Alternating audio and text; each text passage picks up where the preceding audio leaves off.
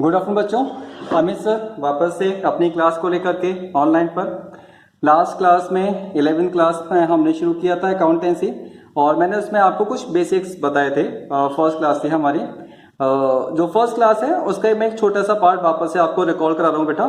मैंने आपको ये समझाया था अकाउंटेंसी के अंदर हमारे पास चार चीजें होती हैं। एक होता है असेट्स, एक होता है लायबिलिटी, एक होता है एक्सपेंडिचर या एक्सपेंसेस और एक होता है इनकम। पूरे अकाउंटेंसी के अंदर बच्चों अगर कोई भी एक नाम आएगा तो वो नाम इन चारों में से किसी एक कैटेगरी के अंदर फॉल कर रहा होगा। तो हमारी आधी लड़ाई तो वैसे ही खत्म हो जाती है ना, अगर आपको पता लग जाए अकाउंटेंसी के अंदर जो भी नाम आ रहा है वो नाम है बेसिकली क्या, हमारी असेट्स है, लायबिलिटीज है, एक्सपेंडिचर है या इनकम है। तो इसके बाद मैंने शुरू किया था यहां पर असेट्स। असेट्स क्या होती है? अगर आप याद रखोगे, अगर आप मेरी पिछली वीडियोस देखोगे, मैं 2 मिनट के लिए सिर्फ आपको रिकॉल करा रहा हूं बच्चों। अगर आपको डिटेल में देखना है तो आपको मेरी पहली वाली वीडियो पर जाना पड़ेगा। असेट्स का मतलब मैंने आपको बताया था, दो मतलब होते हैं। एसेट्स कोई भी चीज जिसका 12 महीने से ज्यादा टाइम के लिए हमें बेनिफिट मिलेगा, या फिर एसेट्स कोई भी चीज जिससे हमें फ्यूचर में कैश मिलेगा फॉर एनी पर्सन। एसेट्स कोई भी इंसान, एसेट्स कोई भी पर्सन जिससे हमें फ्यूचर में कैश मिलेगा बेटा, तो वो हमारी क्या बन जाएगा? असेट्स बन जाएगा। मैंने इसके एग्जांपल भी आपको लिख करके दिखाई थे। अब मैं आपको बताऊंगा असेट्स का रूल, असेट्स का लॉ, कि अगर हमें पता लग जाए कि कोई भी चीज हमारी असेट्स है तो हम उसके लिए जर्नल एंट्री कैसे पास करेंगे बच्चों। जर्नल एंट्री पास करने से पहले मैं ना आपको एक चीज समझाना चाहता हूं, और वो चीज ये है कि अकाउंट्स में ना आप लोग सुनोगे एक वर्ड होता है डेबिट और एक वर्ड होता है क्रेडिट। जो डेबिट वर्ड है उसको मैं लिख रहा हूं बच्चों यहां पर पूरा डेबिट, और यहां पर है ये क्रेडिट। शॉर्ट में आप डीआर और सीआर लिख सकते हो। बड़ी इंटरेस्टिंग स्टोरी है ये डीआर की और सीआर की। इसको समझने के लिए ना हमें जाना पड़ेगा आज से ना तकरीबन 600 साल पहले या उसके आसपास। यूरोप में कंट्री है स्विट्जरलैंड, इटली भी है। वहीं आसपास ना कोई एक बंदा था, कोई एक मैथमेटिशियन था। बड़ी इंपॉर्टेंट बात है और इंटरेस्टिंग भी है इनफैक्ट कि अकाउंटेंसी का, मॉडर्न अकाउंटेंसी का जो इन्वेंशन हुआ है, जिस बंदे ने किया है वो एक मैथमेटिशियन था बच्चों। उसको अकाउंटेंसी के नाम पे ना कुछ नहीं आता था, लेकिन उसने एक बात बोली, हम अपनी जो भी बिजनेस के अंदर ट्रांजैक्शंस करते हैं उसको हम रिकॉर्ड कर सकते हैं, और उसका बेस क्या होगा? उसका बेस होगा मैथमेटिकल इक्वेशन। जैसे मैथ्स के अंदर आपका left hand side is equal to right hand side होता है, उसी तरीके से अकाउंटेंसी के अंदर भी इन्होंने D R is equal to C R कर दिया बच्चों। आप देखोगे मैथ्स में कोई पूछे कि भाई एलएचएस का मतलब क्या होता है, मतलब क्या होता है भैया लेफ्ट हैंड साइड। इसी तरीके से अकाउंटेंसी में डीआर और सीआर का अपने आप में कोई मतलब नहीं है बच्चों। आप पूछो नहीं हमें सर डेबिट का मतलब क्या होता है, नहीं, डेबिट का या क्रेडिट का अपने आप में कोई मतलब नहीं होता है। जब डेबिट और क्रेडिट हमारे असेट्स के साथ लग जाते हैं तब इनका मतलब निकल करके आता है। इसी तरीके से डीआर और सीआर, मैं इनको डेबिट बोलूं, क्रेडिट बोलूं, या डीआर बोलूं या सीआर बोलूं, कोई फर्क नहीं पड़ता बच्चों। जब कभी भी डीआर और सीआर लायबिलिटी के साथ लग जाएगा ना तब उसका मतलब निकल करके आएगा। हम वही देखेंगे हमेशा क्या मतलब निकल के आएगा। ये सिर्फ और सिर्फ प्लस और माइनस दिखाते हैं, ये सिर्फ और सिर्फ प्लस और माइनस दिखाएंगे। कैसे दिखाएंगे अब वो हम लोग देखते हैं बच्चों। यहां पर असेट्स का ना रूल होता है, और रूल क्या है बच्चों, ये देखो असेट्स का रूल होता है। और क्या रूल होता है बेटा? ये होता है असेट्स की वैल्यू अगर इंक्रीज हो जाती है तो क्या करते हैं, उसको डेबिट करते हैं, और असेट्स की वैल्यू डिक्रीज हो जाती है तो क्या करते हैं, उसको क्रेडिट कर देते हैं। ये आपका फर्स्ट रूल है। हम बेसिकली 4 रूल करेंगे इसमें, तो ये फर्स्ट रूल है। मॉडर्न अप्रोच कर रहे हैं बच्चों हम लोग यहाँ पर, ठीक है। अब बात ये आती है कि ना हमें सर असेट्स की वैल्यू इंक्रीज कर रही है, ये इंक्रीज वर्ड आ गया यहाँ पर हमें सर। ये इंक्रीज वर्ड का मतलब क्या है तो समझना, इंक्रीज का मतलब क्या है। असेट्स की वैल्यू अगर इंक्रीज कर रही है, इंक्रीज कर रही है, तो इसका मतलब क्या है, मैं एक एग्जांपल से समझाऊंगा। मिस्टर ए के पास has 4 car, at the rate of ₹1,00,000 each. तो टोटल वैल्यू कितने की हो गई बेटा आपके पास? ये हो गई 4 लाख। एक कार 1 लाख रुपए की है तो 4 कार कितने की हो गई बेटा? 4 लाख रुपए की हो गई। Then mister A purchased, mister A purchased 1 more car for ₹1,00,000। Mister A ने एक कार और खरीद ली बच्चों, कितने की? 1 लाख रुपए की। तो टोटल वैल्यू कितने की होगी बेटा हमारे पास? टोटल वैल्यू कितने की हो गई हमारे पास? ये हमारे पास हो गई 5 लाख की। तो आप एक चीज नोटिस करोगे, हमारे पास पहले बिफोर कार की वैल्यू कितनी थी? 4 लाख, और बाद में खरीदने के बाद हमारे पास कार की वैल्यू कितनी हो गई है? 5 लाख। तो आप देखोगे असेट्स की जो वैल्यू है वो क्या हो गई है बच्चों? यहाँ पर वो कार की वैल्यू क्या हो गई है? यहाँ पर इंक्रीज हो गई है। तो ये समझाने का पता है रीजन क्या है? कई बार बच्चे क्या मतलब निकालते हैं कि असेट्स इंक्रीज हो गई है, वो समझते हैं कि साहब हमने पहले एक लैंड परचेस करी थी 10 लाख की और 10 साल बाद ना उसकी वैल्यू 25 लाख हो गई तो असेट्स की वैल्यू इंक्रीज हो गई। नहीं, बिल्कुल नहीं। याद रखना मार्केट वैल्यू, याद रखना मार्केट वैल्यू से कोई मतलब नहीं है, मतलब नहीं है। मार्केट वैल्यू से कोई मतलब नहीं है बच्चों। ये चीज सारे बच्चे जो हैं भाई ध्यान से समझ लें, ठीक है ना। अकाउंट्स के अंदर मार्केट वैल्यू से हमें कोई मतलब नहीं है, मार्केट में क्या वैल्यू चल रही है भाई यहाँ पर। तो असेट्स की वैल्यू इंक्रीज कैसे होती है? तो असेट्स की वैल्यू सिर्फ और सिर्फ एक ही तरीके से इंक्रीज हो सकती है, जब आप असेट्स को परचेज करोगे। और कोई दूसरा रीजन नहीं है जिसकी वजह से आपके पास जो असेट्स की वैल्यू है वो क्या हो जाए बच्चों? यहाँ पर इंक्रीज हो जाए। ये तो हमें सर समझ में आ गया, ये तो समझ में आ गया हमारे पास असेट्स की वैल्यू जो है कैसे इंक्रीज होती है। असेट्स की वैल्यू डिक्रीज कैसे होती है, ये भी बड़ा इंटरेस्टिंग है। जो असेट्स की वैल्यू है वो डिक्रीज कैसे होगी बच्चों? यहाँ पर वो डिक्रीज कैसे होगी? तो मान लेते हैं कि मेरे पास 4 कार हैं और eight the rate of ₹1,00,000 each. तो मेरे पास टोटल कार कितने की हो गई बेटा आज की डेट में? 4 लाख की। अब आप समझो यहां पर, नाउ मैंने अब क्या किया? सोल्ड 1 कार, ठीक है, एट ₹1,00,000। मैंने एक कार बच्चों बेच दी 1 लाख रुपए की। तो मेरे पास कार की वैल्यू कितनी रह गई आज की डेट में? 3 लाख। 4 लाख जो वैल्यू थी वो पहले थी ट्रांजैक्शन से, और बाद में वैल्यू कितने की रह गई बेटा? यहाँ पर 3 लाख रुपए की रह गई। तो आप देखोगे असेट्स की वैल्यू क्या हो गई बेटा हमारे पास? डिक्रीज हो गई। याद रखना असेट्स की वैल्यू जो डिक्रीज होती है वो किसकी वजह से होती है बेटा? बेचने की वजह से होती है। किसकी वजह से होती है बच्चों? यहाँ पर बेचने की वजह से होती है हमारे पास यहाँ पर। तो मैं यहाँ पर लिख देता हूं जो डिक्रीज है, किसी भी असेट्स की वैल्यू कैसे डिक्रीज होती है बेटा? Sold assets. आप जब असेट्स को बेच देते हो।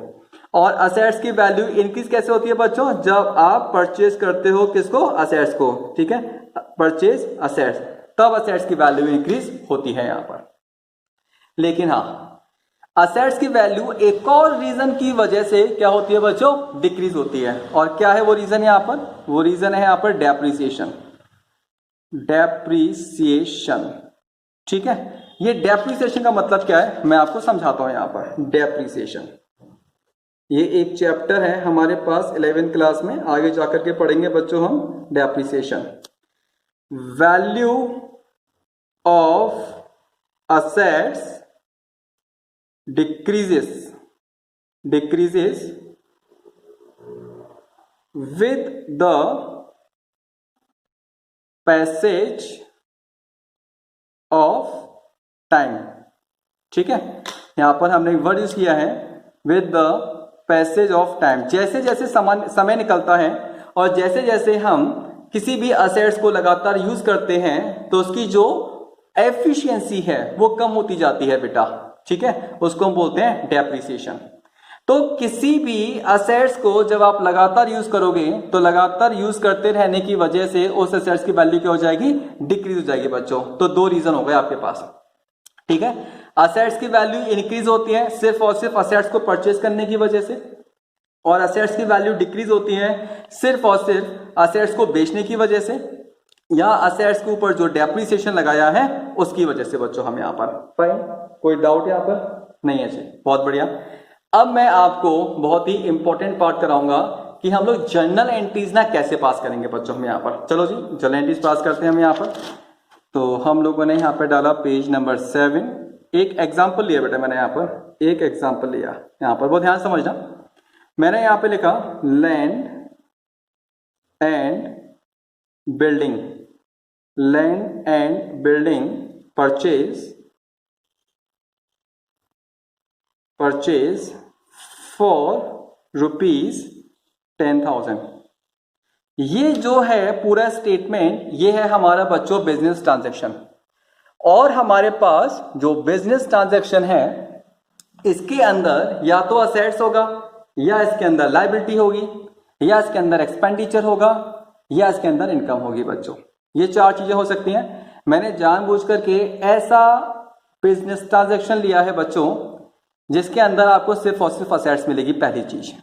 अब समझना बहुत ध्यान से, बिजनेस ट्रांजैक्शन, ट्रांजैक्शन वर्ड का मतलब होता है लेन देन, एक हाथ से लो और दूसरे हाथ से दो, ये मतलब होता है।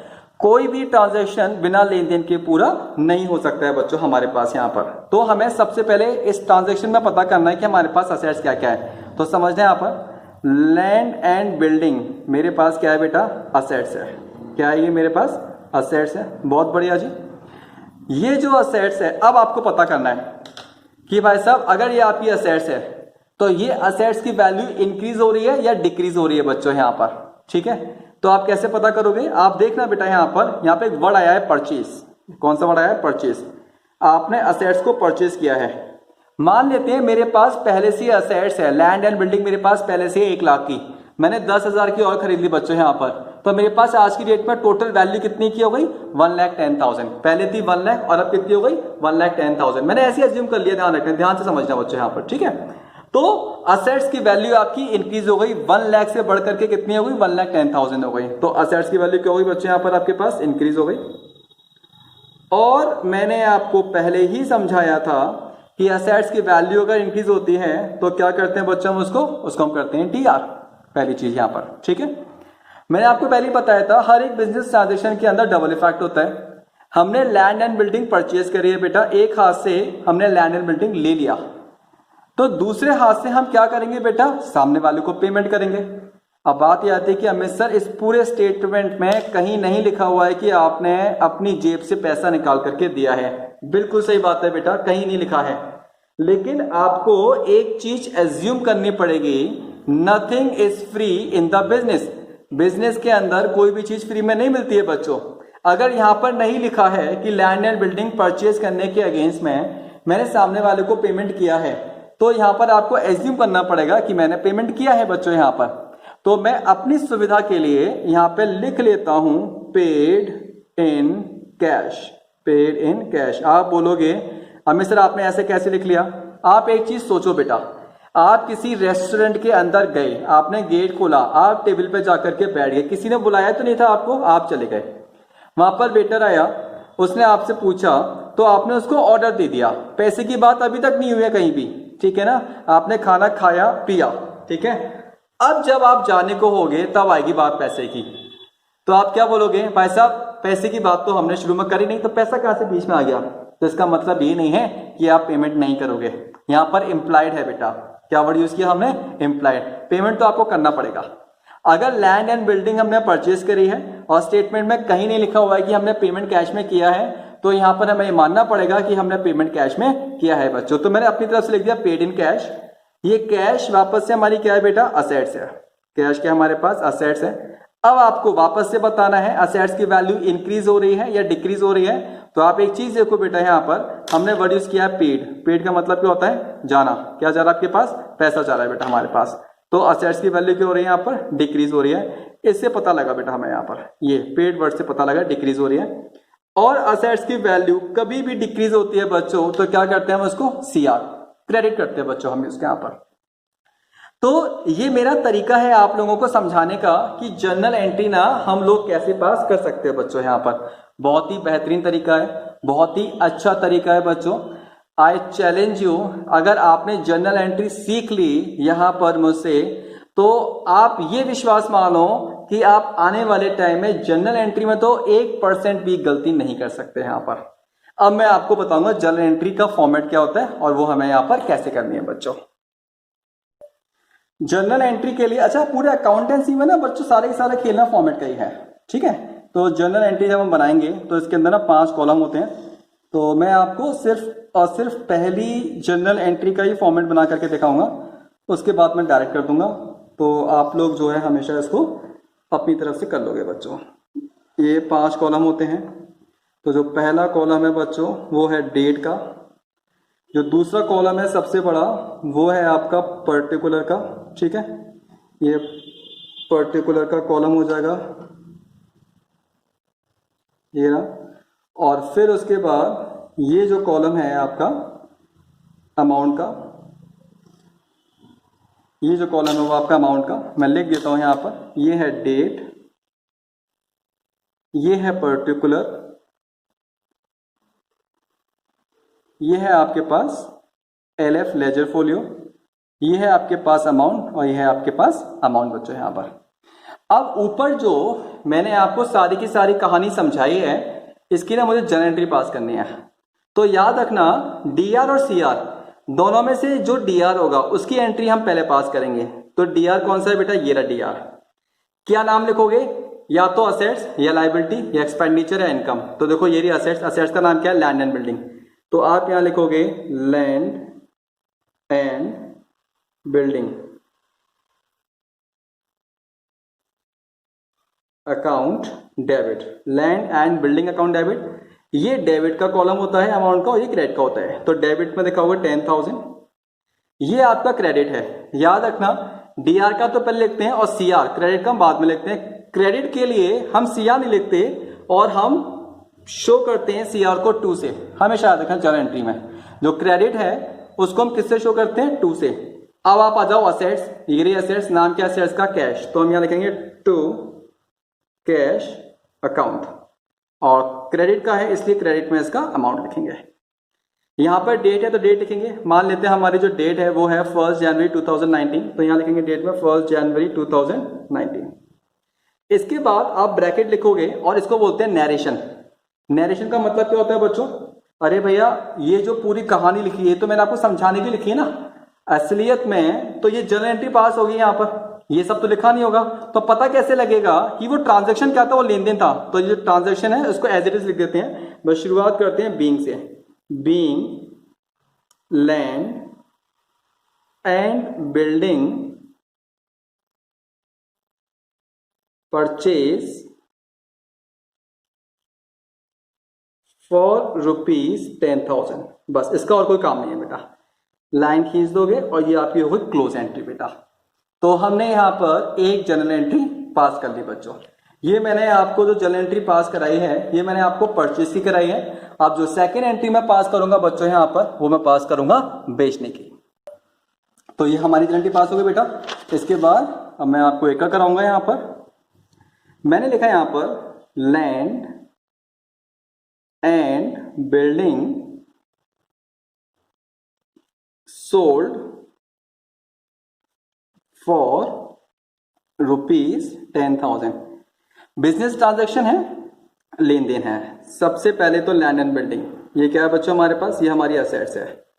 एक चीज सोचो, आप एक चीज सोचो, अगर मैंने लैंड एंड बिल्डिंग बेच दी है, मैंने अपनी असेट्स को बेच दिया, फ्री में थोड़ी बेचूंगा बेटा, ठीक है ना। तो सबसे पहले तो लैंड एंड बिल्डिंग मेरी असेट्स है और असेट्स की वैल्यू क्या हो रही है, डिक्रीज हो रही है। अब इससे कैसे पता डिक्रीज हो रही है, मान लेते हैं मेरे पास जो टोटल लैंड एंड बिल्डिंग है वो 1 लाख की है, जिसमें से 10,000 रुपीज की लैंड एंड बिल्डिंग बेटा मैंने बेच दी। तो इसका मतलब मेरे पास कितने की लैंड एंड बिल्डिंग रहेगी, 90,000 की। पहले कितने की थी, 1 लाख की, और अब कितने की रहेगी, 90,000 की। तो इसका मतलब असेट्स की वैल्यू क्या हो रही है, डिक्रीज हो रही है बेटा। और दूसरी चीज, किस चीज से पता लग रहा है असेट्स की वैल्यू डिक्रीज हो रही है, सोल्ड से पता लग रहा है कि असेट्स की वैल्यू डिक्रीज हो रही है। रूल्स के हिसाब से असेट्स की वैल्यू अगर डिक्रीज होगी तो क्या करेंगे बच्चों में यहाँ पर, ये हम करेंगे क्रेडिट यहाँ पर, पहली चीज। दूसरी चीज, लैंड एंड बिल्डिंग सोल्ड, बेच दी हमने, फ्री में बेची है क्या, नहीं साहब, हमने ऑब्वियस सी बात है पैसे लिए होंगे। अमित सर लिखा तो नहीं है यहाँ पर, आप खुद सोच लो। अगर मैं अमित सर कोई भी सामान बेचेंगे बेटा, फ्री में तो बेचेंगे नहीं हम उसके यहाँ पर, तो मैं अपनी तरफ से लिख लूंगा यहाँ पर रिसीव इन कैश, मैंने पैसे लिए हैं। और कैश हमारी क्या होती है बेटा, कैश हमारी होती है असेट्स। और आप देखो यहाँ पर असेट्स की वैल्यू इंक्रीज हो रही है कि डिक्रीज हो रही है, पैसा आ रहा है मेरे पास यहाँ पर, तो क्या हो रही है बेटा, यहाँ पर इंक्रीज हो रही है। आईएनसी का मतलब इंक्रीज हो रही है। और किससे पता लगा है कि इंक्रीज हो रही है बेटा, इस जो रिसीव वर्ड है इससे पता लग रहा है कि ये यहाँ पे क्या हो रही है, इंक्रीज हो रही है बेटा। यहाँ पर असेट्स की वैल्यू अगर इंक्रीज होती है तो क्या करते हैं यहाँ पर, डीआर करते हैं। और मैं आपको बताऊं असेट्स की वैल्यू कैसे पता लग रहा है इंक्रीज हो रही है बेटा, मेरे पास मेरे बिजनेस में पहले से ही कैश पड़ा हुआ है 85,000 का, और ये 10,000 रुपये मेरे पास और आ गए, तो मेरे पास जो टोटल अवेलेबल कैश है वो कितना हो गया, 95,000 का। पहले था 85, अब कितना है बच्चों यहाँ पर 95, तो असेट्स की वैल्यू इंक्रीज हो गई ना मेरे पास यहाँ पर, तो ये हो गया। अब मैं फॉर्मेट नहीं बनाऊंगा बच्चों, मैं डायरेक्ट करता हूँ। इन दोनों में से पहला डेबिट का कौन सा, ये है डेबिट का, कौन सी असेट्स है, कैश है, तो मैं यहाँ पे लिखूंगा, आप पूरा जब बनाओगे तो 5 कॉलम बनाओगे, कैश अकाउंट डेबिट, ठीक है। इसके बाद यहां पर जो क्रेडिट है उसके लिए हम क्या वर्ड यूज करते हैं, टू। असेट्स का नाम क्या है, लैंड एंड बिल्डिंग, तो to land and building account. आप लिखोगे बच्चों यहां पर being land and building sold for ₹10,000। Debit का अमाउंट डेबिट में और क्रेडिट का अमाउंट क्रेडिट में बच्चों। बाद में लाइन खींच देंगे, हमारी जर्नल एंट्री हो गई तैयार। मुझे एक चीज और बतानी है आपको, जो मैं आपको बता नहीं पाया था यहाँ पर। जब जर्नल एंट्री पास करते हैं तो एक कॉलम बनाते हैं एलएफ का, जिसको बोलते हैं लेजर फोलियो, इसको डैश छोड़ देते हैं। ये आपका पूरे सिलेबस में कहीं भी यूटिलाइज नहीं होगा, लेकिन हाँ मैं आपको इसका मतलब जरूर समझाऊंगा, लेकिन जब लेजर कराऊंगा मैं आपको तब इसका मतलब समझाऊंगा बच्चों। तो आज मैंने आपको असेट्स की जर्नल एंट्रीज पास कराई हैं। असेट्स को जब हम परचेज करते हैं तो क्या जर्नल एंट्री पास करेंगे, और फिर असेट्स को जब हम लोग सोल्ड करेंगे तब हम लोग क्या जर्नल एंट्री पास करेंगे बच्चों। बहुत ही इंपॉर्टेंट बोलना चाहिए हमें इसको यहाँ पर ना, और बड़ी बढ़ियारी है। हम जितनी भी जर्नल एंट्रीज करेंगे, अभी बहुत बेसिक्स हैं, धीरे धीरे करके मैं आपको कंपाउंड जर्नल एंट्रीज और कॉम्प्लेक्स जर्नल एंट्रीज पर भी ले जाऊंगा बच्चों मैं वहां पर इससे, ठीक है। बस आज के लिए बेटा इतना ही बहुत है, आप वेट कीजिएगा दूसरे वीडियोस का। जितने भी बच्चों को वीडियोस पसंद आ रही हैं तो प्लीज आप चैनल को सब्सक्राइब करें, इसको लाइक करें, नोटिफिकेशन बेल पर जाएं और दूसरे बच्चों को भी बताएं बेटा इस वीडियोस के बारे में। ओके बच्चों, बाय।